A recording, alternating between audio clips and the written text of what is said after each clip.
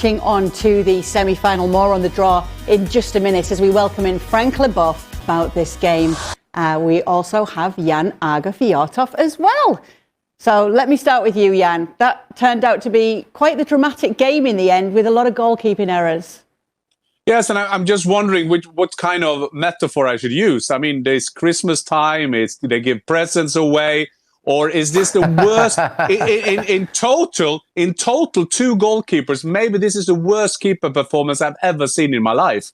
I saw that Pat Jennings was in the stand, the old keeper legend. I'm 100% sure that he would have been better in goal for Tottenham today. Because the errors Forster is doing, it's unbelievable. But I think Stevie, it's the right thing, because when you do the first mistake, you just got it. You get it. You were so nervous and there was no self-confidence. And the thing that he did with his leg was like I couldn't believe my eyes. It was very, very Spursy, but it wasn't that Spursy that they came through and now they have a chance for a silverware. Can you believe that? Ange Postecoglou was having a bit of a giggle afterwards, Frank, saying, wouldn't you rather see this than just a boring 1-0? Yeah, exactly. I mean, that was a hell of a second half, I would say. And after the 3-0, I said, okay, game over.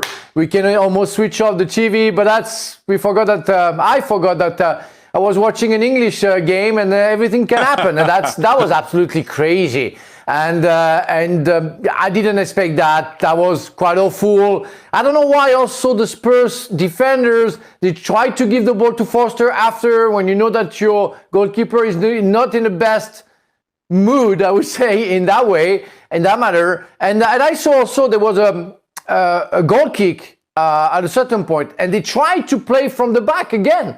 And I say, it's unbelievable. The guy is all over the place, and they try to play again from the back. So they have to grow up a little bit. Sometimes they have to take decision. It's not only what the coach wants, but it's also what you feel. And definitely the defenders, they didn't feel anything. They didn't care about what Forster was going through. Then on the other hand, for me, yes.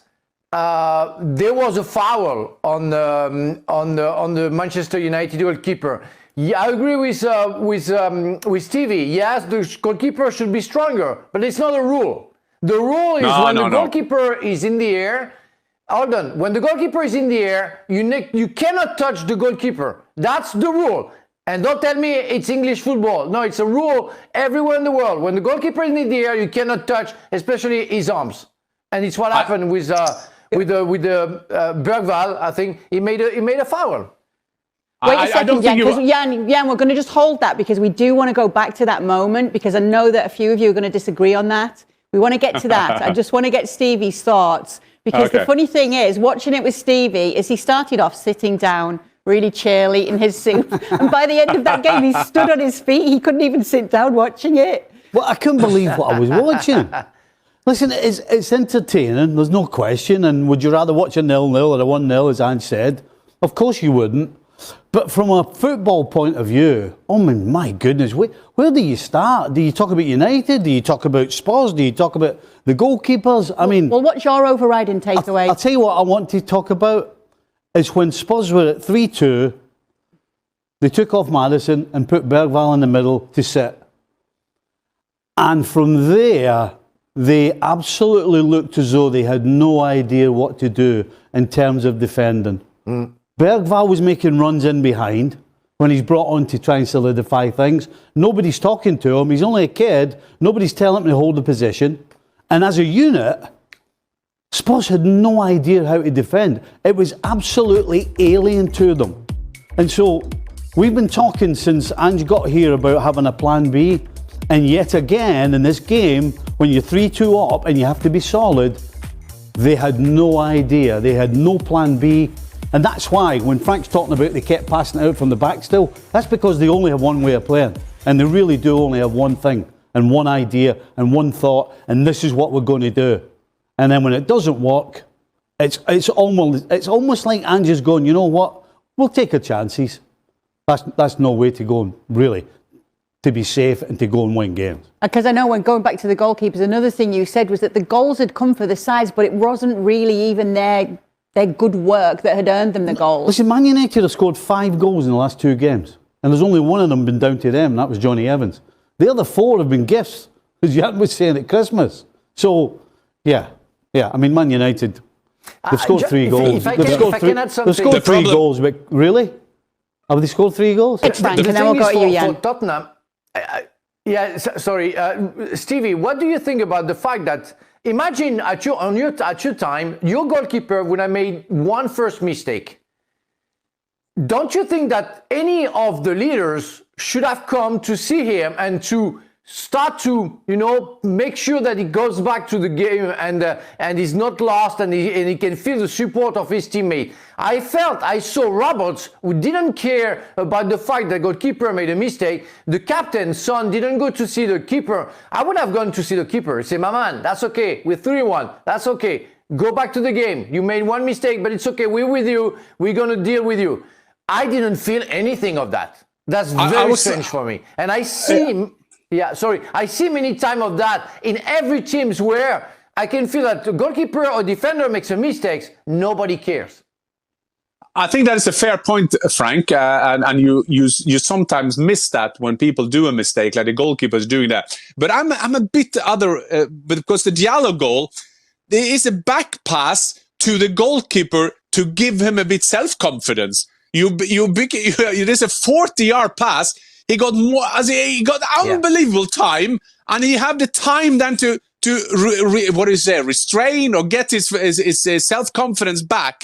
But and to Stevie's point, if I may say that Postecoglou doesn't have a plan B always, but he can't plan when that Forster had a plan panic, because what can you do as a coach? What can you do as a coach when you do 2 of those mistakes? And I think that we can put to bed all these discussions about Raya was wrong to Arsenal to have 2 good goalkeepers, or Liverpool having 2 good goalkeepers in Kelleher.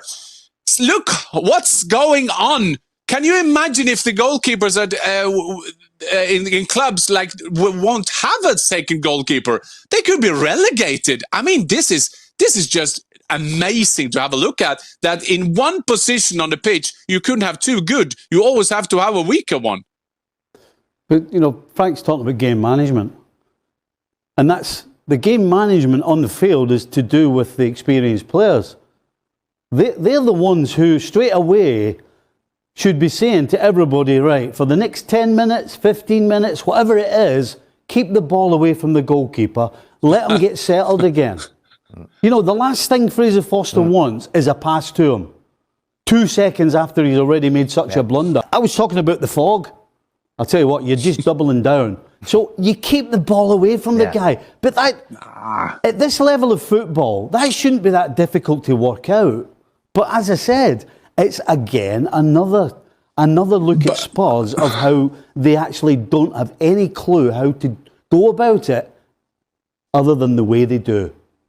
Yeah, but Stevie, I'm just going to a small point again. Don't you think they gave him that confidence to give him the ball? And all these teams want to play out from the back, then you say they shouldn't give him the ball. No, 100%, Jan, you don't give the goalie the ball. He doesn't give the ball to... No, he doesn't give the ball. I don't think Gray is very young. I don't think he's giving the ball to Forster to regain confidence. He gives the ball because he's been told that in case there is a problem, he gives the ball to the goalkeeper. And it's what he's automatically doing. That's the only thing he does. And he doesn't think through. He's inexperienced. He's a very young player, but he should have been told to not give the ball to the goalkeeper. But we have to discuss that the goalkeepers we are talking about, we see all modern coaches, they want to play out from the back, and the goalkeeper is suddenly the Franz Beckenbauer of football now lately. And now we say if they do one big mistake, keep it away from them. I mean, it doesn't add up, does it? I would suggest that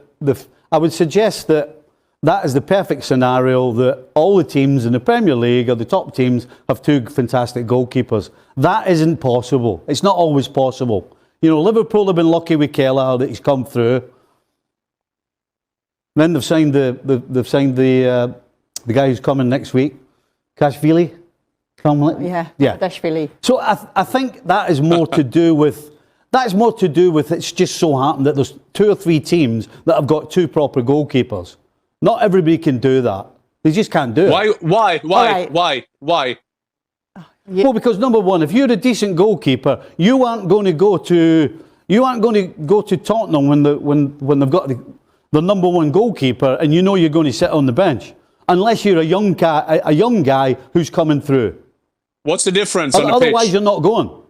What's the difference? What's the difference with what? For striker, a young striker shouldn't go to Liverpool because Salah is playing all the time. Then No, a you young have more striker chance. will go. You're not being fair. You're not being fair. You know that if you're a goalkeeper, it's a different matter and chances to, in a way that you cannot play every game. If you're a second goalkeeper, you're going to be on the bench for the season. Well, if you're another striker, you will have the chance to come on for different reasons. So you cannot compare that positioning, especially goalkeeper. It's a very specific positioning, and being a second goalkeeper doesn't give you a chance to operate, and that's what it is. And it's why I agree with Stevie. If you're decent, if you're a good goalkeeper, you're not going to go on the bench, even if it's for Spurs or even Liverpool.